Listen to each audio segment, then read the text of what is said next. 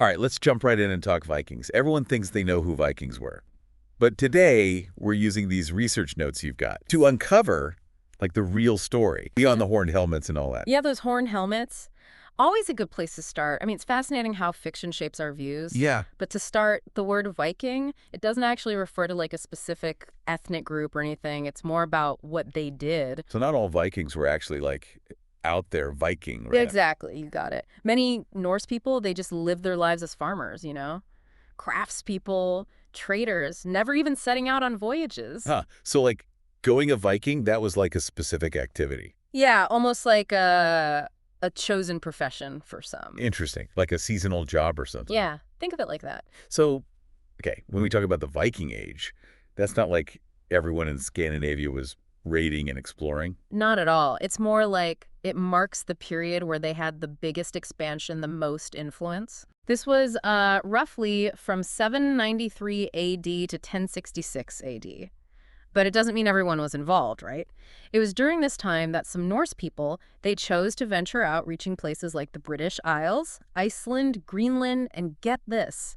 They even had like a short-lived settlement in Newfoundland. Newfoundland. Wow, Okay. they really got around. But were they all, like, just driven by wanting to get loot, Yeah. plunder? Well, yeah, raiding was a big part of what they did, especially early on in the Viking Age. Right. But to say they were just bloodthirsty barbarians, Yeah. that's way too simple, I think. So there was more to these voyages than just conquering and taking stuff. Oh, for sure. I mean, they were amazing seafarers, you know, and Yeah. really sharp traders, too. They set up these big trade routes all throughout Europe and even further, trading stuff like furs, amber, silk. And sadly, yeah, they were involved in the slave trade, too. Right. It's always important to remember that side of things. Even when we talk about exploration and cultural exchange, there were always darker sides. Yeah, for sure. But what's interesting is, like, you said they were good at trade. So it wasn't just taking stuff. They were creating wealth too, right? Absolutely. They really understood economics, especially for their time. Okay, so it's a more complex picture than just, Vikings, the barbarians. Exactly. They had lots of different motivations. But what about their society back home, though? Like, what was life like for those who didn't go a Viking?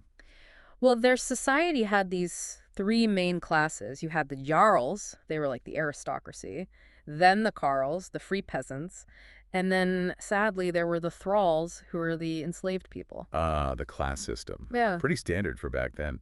Was there anything that made their society stand out, though? Well, one thing historians talk about is the status of women. Hmm. Compared to other European societies at the time, Viking women actually had quite a bit of freedom and rights. Really? Yeah, they could inherit property, manage their family's affairs, even lead in certain situations. That's really interesting. You don't often hear about women having that much power in, early medieval societies.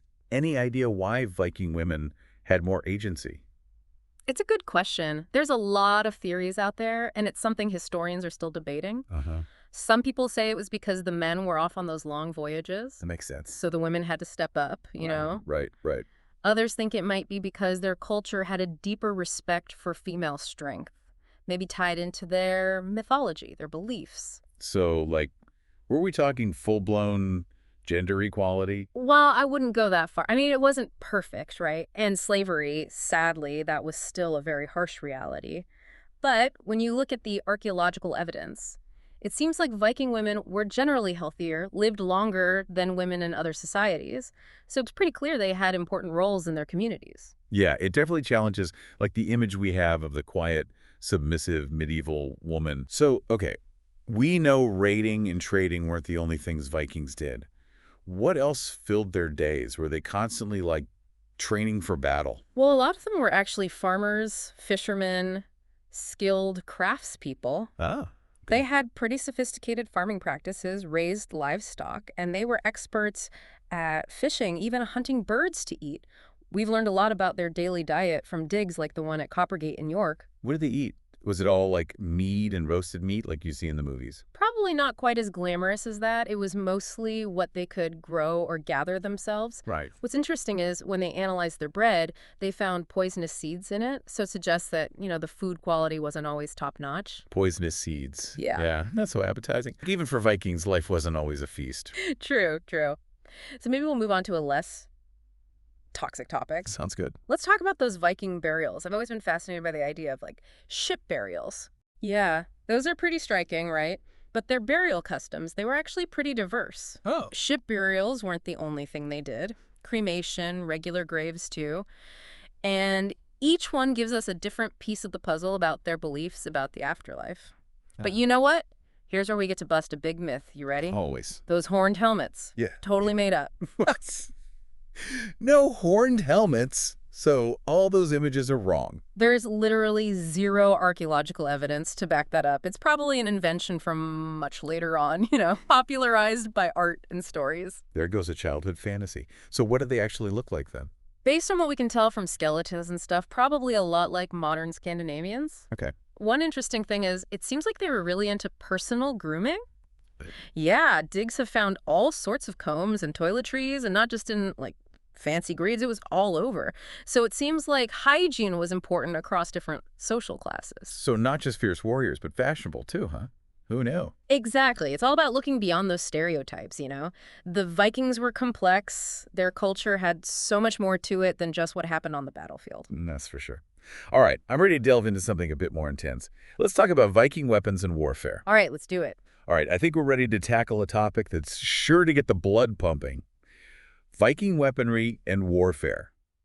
It's easy to imagine them as these unstoppable forces of nature, but what was their approach to combat really like? Well, it's important to remember that for Vikings, weapons weren't just tools for fighting. Oh, They were also symbols of status, wealth, personal identity. okay. Like a warrior's equipment, that could tell you a lot about his place in society. So it wasn't just about practicality. They were making a statement with their gear. Exactly. Imagine a wealthy Viking warrior, right? All decked out for battle. He might have a helmet, a shield, a mail shirt for protection, and of course, the sword. The quintessential Viking weapon. Were they as skilled with swords as the legends say? Well, swords were definitely prized possessions, often beautifully crafted and passed down through generations, real symbols of power. Right. But in the heat of battle, they might not have been the most practical choice. Really? Why not? I always pictured Vikings like wielding these massive swords, just cleaving through enemies left and right. I mean, swords were effective for, one-on-one combat, Uh-huh. but maybe not sturdy enough if you're fighting for a long time against someone who's heavily armored. Oh. So their main use was probably more ceremonial, symbolic. So what were their go-to weapons then? In actual combat, what did they rely on when things got rough? Axes and spears. Those were the workhorses of Viking warfare. Practical, reliable, and pretty easy to come by. Right. A well-aimed axe blow that could shatter shields, break bones, and spears, well, those gave you reach, right? And you could use them for both attack and defense. Yeah, I can see the appeal of those. Brutal, but effective. Did they use any ranged weapons, like bows and arrows? Oh yeah, bows and arrows were pretty common, especially for hunting and skirmishes. Gave them a tactical edge both on land and at sea. At sea? Yeah, imagine volleys of arrows raining down on enemy ships. Oh, wow. Speaking of sea battles, those must have been something else. Those long ships, they weren't just for transportation, right? Got it. Long ships were essential for Viking warfare, almost weapons themselves, you could say. How so? Well, they were fast, maneuverable, and because of their shallow draft, they could navigate rivers and coastlines really easily. Gave them a real tactical advantage. So how do they actually fight at sea? Was it just like ramming each other and hoping for the best? A bit more to it than that. They would use their ships to outmaneuver the enemy, sometimes ramming them. Then they would board the other ship, and it would be hand-to-hand combat on the decks. Wow, can you imagine the chaos? Axes swinging, arrows flying. Intense, for sure. Did they have any, like, specialized warrior classes? What about those legendary berserkers? Berserkers. Yeah, you know, those fierce warriors who fought with crazy strength and fury. Were they real or just a myth? Well, the berserkers, they're one of the big mysteries of Viking history. The term itself definitely existed, Huh. but what it really meant, whether it was a specific group of warriors or just like a state of battle frenzy, that's still up for debate. So it's possible those stories got exaggerated over time. Maybe they were just really good at psyching out their enemies. Could be. But the fact that those stories stuck around, it tells us that Vikings definitely had a reputation for ferocity in battle. Right. And their belief system, with all those warrior gods like Thor and Odin, Yeah. that probably had a big impact on how they viewed combat. Yeah, their mythology is full of stories about brave warriors and, like, a glorious afterlife if you died in battle. It must have fueled their fighting spirit. Mm. But was it all just blind aggression? Were they actually skilled tacticians? While they had a reputation for being savage raiders, yeah, but they were also strategic thinkers. They would adapt their tactics depending on who they were fighting and the terrain. Interesting. They were good at both attack and defense, using surprise attacks, ambushes, fortifications, the whole 9 yards. So there was a method to the madness. Speaking of weapons, I know you mentioned swords were more symbolic, but they still held significance. No, absolutely. They were often family heirlooms passed down through generations, each nick and scratch telling a story. And the craftsmanship, incredible, really shows their artistry and skill. Wow. It's amazing to think about those swords being used in battle, then passed down, each generation adding to their history. But let's be honest, all that raiding and fighting must have been tiring. Did they ever take a break from conquering and pillaging to, have some fun? Of course, Vikings weren't just warriors, they had a rich culture: music, storytelling, feasting, even games and sports. Viking game night. I'm intrigued. What kinds of things did they do for fun? Their feasts were legendary: massive amounts of food, drink, picture-long tables piled high with roasted meats, fresh fish, hearty stews, and lots of ale. Sounds like my kind of party. What else? Did it play any music? Music was huge for them. They had skilled musicians playing harps, lutes, lyres, and storytelling was important too. Bards would recite these epic tales of heroes, gods, battles, kept their history and traditions alive. Like a medieval concert mixed with an open mic night. I bet those gatherings were lively. What about sports? Were they as athletic as they were fierce? They were definitely a physically active people. Yeah. Wrestling, spear throwing, even a game played on ice, kind of like modern-day hockey. Viking hockey. That's incredible. It seems like they had a surprisingly well-rounded lifestyle. Exactly. They weren't just one-dimensional barbarians. They were farmers, explorers, artisans, storytellers, athletes. Their culture was complex, multifaceted, appreciation for both, the physical and the creative. It's a good reminder that there's always more to a culture than the stereotypes. We've seen the Vikings as warriors, traders, explorers, but what about their legacy? How did they shape the world we live in today? Their legacy. Well, that's as multifaceted as their culture itself. And that's what we'll explore next. Get ready for a journey through time as we look at the lasting impact of these fascinating figures. Okay, so we've covered a lot of ground. Viking society, their culture, all those myths we had to debunk. Right. But now, the big question. What was their impact? What's their legacy? It's complicated, Their legacy is woven into history in so many ways that we still see today. But for centuries, they were mostly seen as savage raiders. Yeah, because of stuff like that attack on Lindisfarne.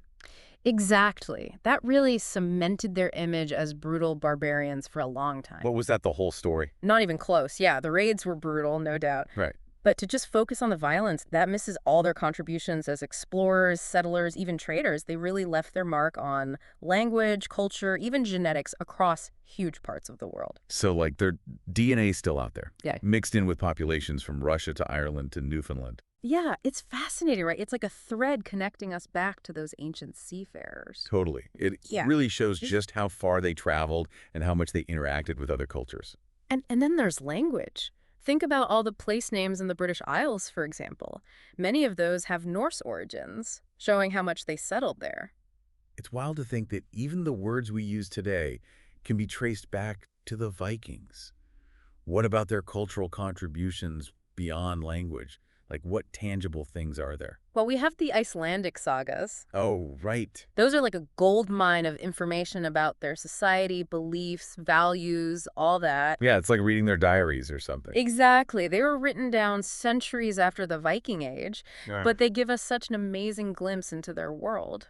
But we can't ignore the darker side of things, right? Like the slave trade. Absolutely. We have to acknowledge the whole picture, Yeah. the good and the bad. And their raids, well, those led to the capture and enslavement of so many people. It's a part of their story we can't forget.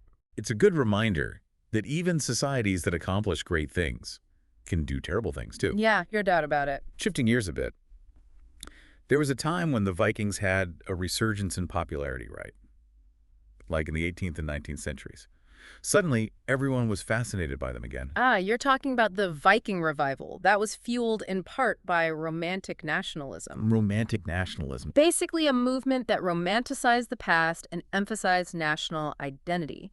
So the Viking, with his image of strength, independence, adventurous spirit, he became a powerful symbol. So their image was kind of used for political purposes. It seems like history is always being rewritten to fit the story someone wants to tell. You're not wrong. History is never set in stone. We're always reinterpreting it, seeing it in a new light. So that brings us to today, right? How do we view the Vikings now? How do we balance all those romanticized ideas with who they really were? It's a good question.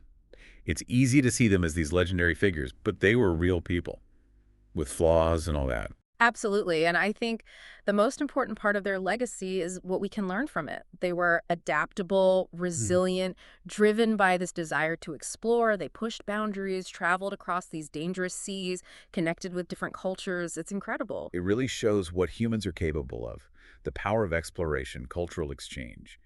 But it also shows how important it is to question the stories we're told about history, to remember that it's never just black and white. Well said. By understanding their world, we understand more about our own. It's all connected. The forces that shaped our societies, the impact of those who came before us. This has been an amazing journey, exploring the world of the Vikings, full of surprises, insights, and maybe even busted a few myths along the way. My favorite part. Thanks for joining us on this exploration. We hope you've enjoyed it.